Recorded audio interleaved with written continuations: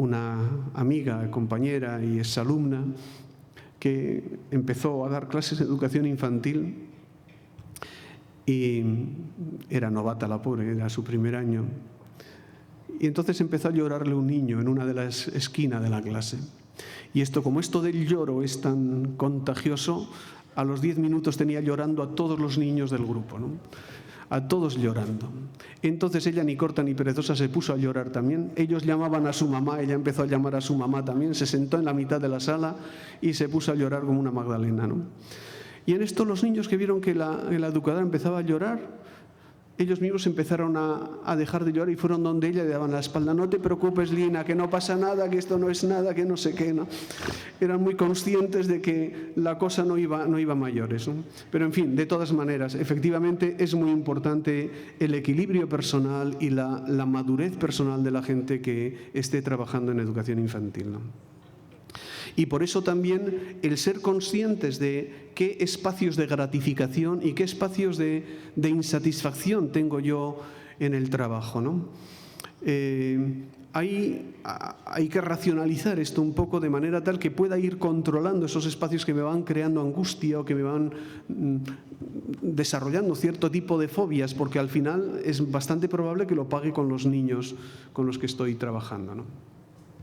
Hay un aspecto, otro contexto de vida que tiene que ver con lo profesional, ¿no? Y ahí también tiene mucho que ver con el tipo de formación que uno ha recibido, ¿no? Y con ese sentimiento de mayor seguridad o menor seguridad que yo tengo con las cosas que hago, ¿no? Esto en los diarios que nosotros hemos trabajado aparece muy claramente en casi todos los profesores que escribían diarios, ¿no? En qué cosas se sentían seguros y en qué cosas no se sentían seguros. Y por tanto, qué tipo de cosas precisaban reforzar en su formación a lo largo de la vida, ¿no? Esto es una cosa que llama mucho la atención. He estado participando en Chile en una asesoría con gente que está programando la formación de docentes, ¿no? Y era una cosa curiosa que cuando uno está, diríamos, formando a profesores de la primaria, se pretende ya darles una cierta especialización, de manera tal que tengan una mención, se le llama allí, que tengan una mención, pues son como especialistas en lengua o especialistas en música o en matemáticas o en algo, ¿no? Y en cambio, cuando se hablaba de educación infantil, el tema de la mención o el tema de la especialización no aparece por ningún lado. Es como si las personas que trabajamos con niños pequeños no tuviéramos que tener especialización ninguna, ¿no? Y esto psicológicamente afecta mucho a las personas, ¿no? Es decir, uno debería sentirse especialista en algo, en alguno de los campos curriculares que se va a trabajar. No significa que nosotros no tenga que trabajar, que les pasa lo mismo a los de primaria, ¿no? Sino que uno se sienta especialista en un campo.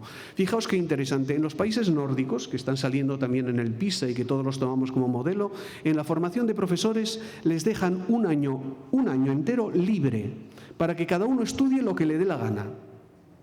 Que estudie lo que le dé la gana. Si uno quiere hacer música, que haga música. Si uno quiere estudiar psicología, que estudie psicología. El otro quiere estudiar literatura infantil, que estudie literatura infantil. Que hagan lo que les dé la gana.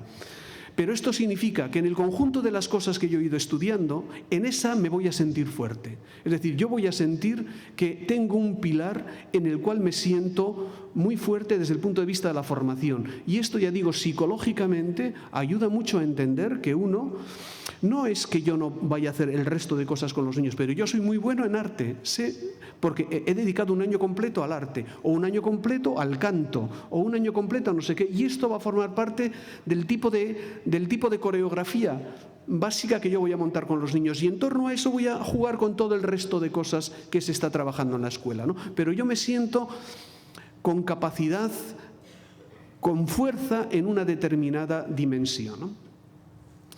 Y luego está otro tipo de aspecto que ya veremos que también está generando muchos problemas, que es la idea de que los educadores somos educadores. Y claro, en educación infantil esto de la educación es un tema muy amplio, ¿no? Está generando problemas tan graves en España esto que no sabemos muy bien cómo resolverlo, ¿no? Y todo lo que la ley dice de que tiene que ser educación de los 0 a los 6 años, nos lo estamos replanteando. De hecho, fijaos, ya se metió en el Ministerio de Educación anterior todo el tema de trabajo social y de servicios sociales, porque ya se veía que había mucho elemento. Pero la polivalencia de un educador tiene que ir mucho más allá de sentirse educador. No puede ser uno en educación infantil igual que uno de secundaria que dice, no, mira, yo estoy aquí para enseñar matemáticas y no quiero hacer nada que no sea enseñar matemáticas o enseñar lengua, porque uno tiene que hacer muchas otras cosas, ¿no? Entonces, claro, desde los 3 años hasta los 6 el problema no era muy grande, pero es que ahora han entrado los niños de 2 años y algunos de ellos no controlan esfínteres. Y entonces las educadoras dicen, oiga, yo soy educadora, no estoy para cambiar pañales, ¿sabe? Con lo cual hay un Cristo terrible. Cuando hay que cambiar un niño, se llama a sus padres. Para cuando llega la madre, el niño ya pasó de todo, ya lleva mojado media mañana. Es decir, un desastre. Y entonces una de dos, o se busca otro tipo de profesionales o se hace más polivalente la figura de un educador o de una educadora que esté trabajando allá, porque si no, realmente vamos a perder como escuelas infantiles las escuelas infantiles de 0-3, porque efectivamente allí el tipo de trabajo que hay que hacer no tiene tanto que ver con el desarrollo de materias académicas cuanto de hacer otras muchas cosas que forman parte de la educación. Pero además, la diferencia en que cambiar los pañales lo haga una persona cualquiera a que lo haga una educadora es abismal. Lo mismo que darle la comida a una educadora que convierte eso en un acto educativo a que lo haga cualquier otra persona que lo convierte en un acto puramente mecánico, ¿no? Es decir, que yo cambiando los pañales a un niño lo puedo masajear, puedo estimularlo, puedo decirle cosas, puedo hacer no sé qué, es decir, puedo convertirlo en una parte más del proyecto de lo que estoy haciendo, ¿no? Y esto en cualquiera de los ámbitos en los que uno está trabajando. Bien, y luego viene todo el ámbito laboral, que es otro de los contextos en los cuales nosotros nos movemos, ¿no? Y ahí están los salarios, el tipo de contratos, la movilidad que uno tenga, la interinidad, el ser funcionario o no ser funcionario, todo ese conjunto de cosas que también nos amarga mucho la vida porque efectivamente no está muy bien reconocido el estatus que los educadores de infancia tenemos. Poco a poco cada vez mejor. Yo creo que se va reconociendo que el trabajo, y cuanto más los hombres se dediquen a cuidar a los niños, más se reconocerá el trabajo. Quiero decir, ya se darán cuenta de que no es tan fácil esto de atenderlos y de estar con tantos niños, ¿no? Bueno, luego en el papel que tenemos que trabajar hay otra cosa importante. Yo no sé qué pasa en Argentina, pero entre nosotros hay poquísimas educadoras de infancia que sean directoras de colegios, por ejemplo. ¿Qué tiene de más un profesor de secundaria o una profesora de primaria que alguien de infantil para dirigir un colegio? Bueno, pues no hay directoras de infantil. Y yo creo que es porque no se ofrecen. Quiero decir, algo debe pasar. No sé muy bien si es temor, si es inseguridad o si es qué. Y por eso decía antes lo de la especialización. Uno tiene que sentirse que está haciendo el trabajo más difícil de toda la escuela, pero el más difícil con mucho. Y por tanto que efectivamente no hay nadie que me pueda decir a mí lo que puedo hacer y que yo puedo ser igualmente de bueno que todos los demás en cuestión de gestión, ¿no? Y además hay otra cosa, yo no sé lo que pensaréis vosotras, ¿no? Yo no soy nada partidario de que la educación infantil sea un grado distinto de primaria y distinto de los otros. Quiero decir, el tipo de tarea tiene que ser la misma, pero uno no puede estar encerrado con niños pequeños durante toda su vida. La vida nos va llevando por derroteros distintos, ¿no? Y al final es una jaula de oro. Puede ser de oro, pero es una jaula. Quiero decir, ¿por qué yo con 40 años no puedo decidir que me gustan más trabajar con niños de 12, 13, 14 años, con adolescentes?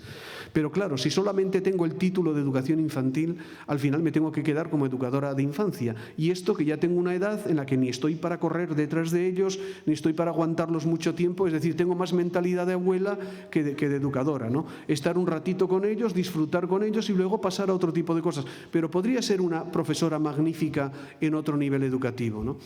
Y eso lo están haciendo también los países nórdicos. La formación de profesores es desde los 3 hasta los 15 años, de manera tal que uno puede rotar por todo el sistema.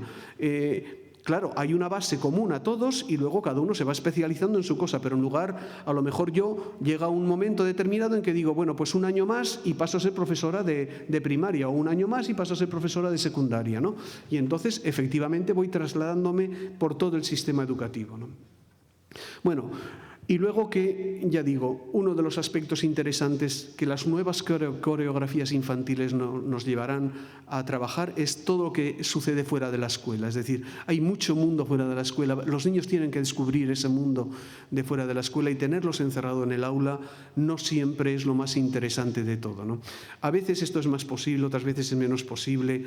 Hay a veces medidas legales que lo impiden y hay problemas de todo tipo, pero uno tiene que buscar de qué manera la escuela deje de ser ese escenario cerrado donde suceden cosas que no tienen mucho que ver con el mundo y donde, diríamos, se genera todo un elemento que es distinto a lo que puede suceder fuera, ¿no? No es que tenga que ser lo mismo que fuera, es un espacio especializado, pero lo de fuera puede servirle muy bien para que no haya una ruptura excesiva entre lo que sucede dentro de la escuela y lo que sucede fuera.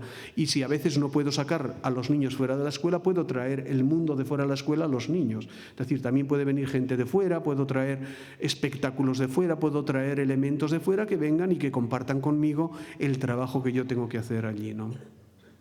Bueno, y esto ya se me está pasando. Al final, las líneas de futuro que tenemos que trabajar, yo creo que son que hubo un gran debate en Europa, no sé si sabéis, hace unos años, entre lo que eran los modelos nórdicos. En Suecia, Noruega, en Finlandia, no les habléis de escuelas infantiles porque odian la palabra, por la burocratización, por todo lo que tiene la escuela de elemento, diríamos, muy burocrático, muy formalizado, etc. Y entonces tienen otros muchos dispositivos de trabajo, ¿no? Y entonces entre esos modelos y los modelos del sur de Europa, que eran modelos mucho más escolares, se hizo un análisis general de por dónde tenía que ir la educación. Se lo encargaron a Peter Moss, que dirigiera el grupo, y al final la idea fundamental fue que en educación infantil las dos cosas tienen que ir unidas, ¿no? Y se dice que el cuidado y education, y entonces sacaron la palabra educare, ¿no? De manera tal que lo que hay que hacer es educar asistiendo a los niños, haciendo toda una política asistencial a la vez que se está haciendo una política educativa, ¿no? Un trabajo educativo. Y esto es lo que también tenemos que aprender nosotros, ¿no? Y esto es lo que hace que las escuelas cada vez vayan a ser menos, yo creo, en el futuro de solo educadores. Las escuelas van a convertirse en elementos, alguien lo mencionaba al comienzo, en elementos mucho más integrados, donde habrá también otros profesionales, desde asistentes sociales, a gente de salud, a gente de desarrollo comunitario, a artistas, etcétera, gente que vaya dinamizando un poco lo que es el mundo escolar, ¿no? Ya decía antes, la formación en gestión de ambientes. Quizá lo principal que podemos ofertar a los niños es ese contexto donde puedan enriquecerse, puedan ir haciendo cosas, aprendiendo cosas, puedan ir mejorando en todos los ámbitos en los cuales ellos van a ir trabajando, ¿no? Dinamizadores de la interacción con las familias, la interacción con los otros. La creación de redes, en definitiva, ¿no? La creación de redes. Y luego una cosa muy importante que es el compromiso con su formación a lo largo de la vida, que quizá es una cosa que no hemos sabido transmitir demasiado bien a los educadores, ¿no? Nos quejamos a veces de que no nos reconocen mucho el trabajo que estamos haciendo, pero, por poner un ejemplo, ¿cuántas doctoras hay actuando de educadoras de infancia? ¿Cuántas doctoras? ¿Y por qué no van a ser doctoras las educadoras de infancia? Es decir, el desarrollo personal que yo puedo tener, ¿por qué me lo voy a reducir a ser educadora?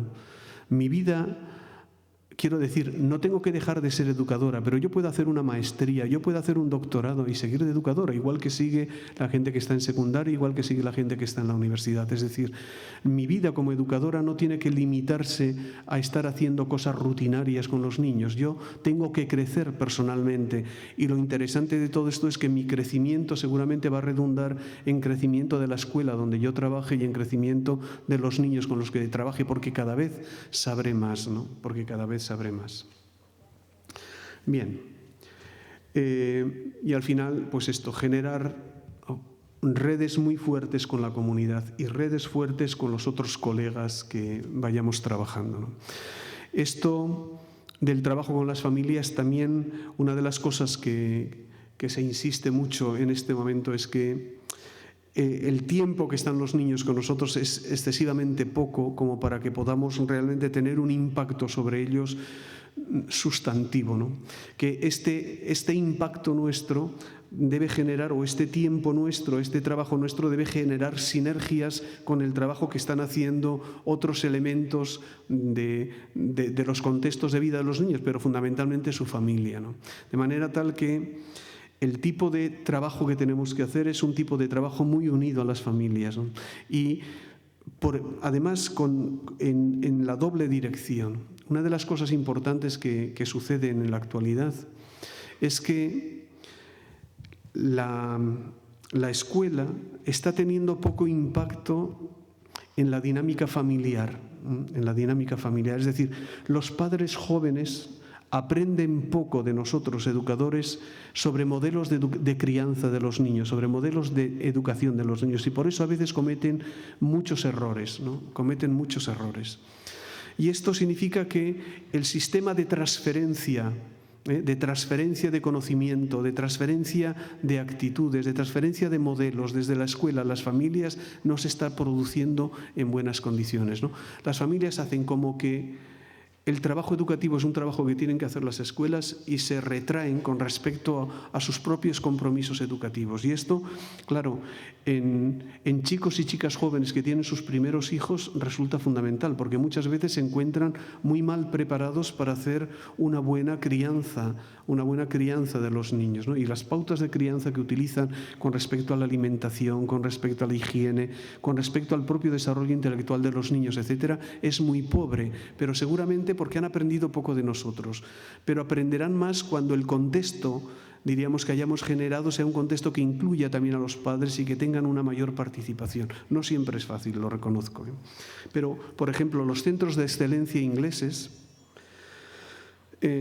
generaron escuelas infantiles en las cuales la escuela infantil solamente es una parte del todo, que está conjuntamente, que funciona conjuntamente. Pues, por ejemplo, hay en el mismo local donde están trabajando las educadoras con los niños pequeños, hay un local para embarazadas que van aprendiendo o haciendo cursos de preparación para el parto y no sé qué. Hay lugares sanitarios donde se atienden en primera instancia a los niños pequeños que puedan tener no sé qué. Es decir, es todo un conjunto de actividades que se están produciendo en el mismo entorno, ¿no?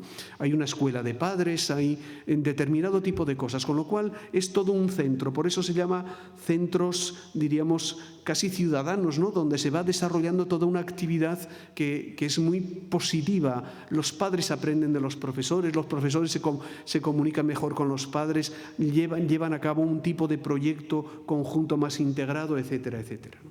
Es decir, supongo yo que va a ser el gran reto del futuro, ¿no? Cómo hacer que la escuela infantil realmente aproveche las sinergias